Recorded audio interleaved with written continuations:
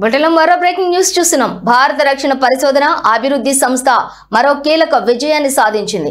యుద్ధ విమానాల్లో అత్యవసర పరిస్థితుల్లో పైలట్ ప్రాణాలను కాపాడే ఎస్కేప్ సిస్టమ్ ను విజయవంతంగా పరీక్షించింది. భారత వైమానిక దళ పైలట్ల భద్రతను మరింత పటిష్టం చేసే ఈ పరీక్ష దేశీయ రక్షణ పరిజ్ఞానంలో ఒక మైలురాయిగా నిలిచింది. ఈ విజయంతో ఇలాంటి సంక్లిష్టమైన పరీక్షా సామర్థ్యం కలిగిన అగ్రదేశాల సరసన భారత్ చేరింది.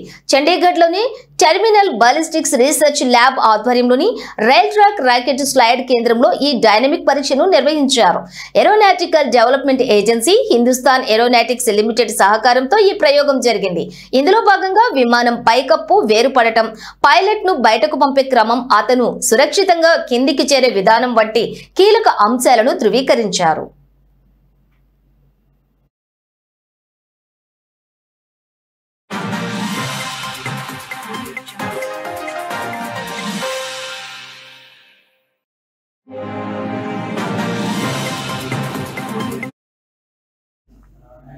ఇక ఈ పరీక్ష కోసం తేజస్ యుద్ధ విమానం ముందు భాగాన్ని పోలిన ఒక డ్యూయల్ స్లైడ్ వ్యవస్థను ఉపయోగించారు.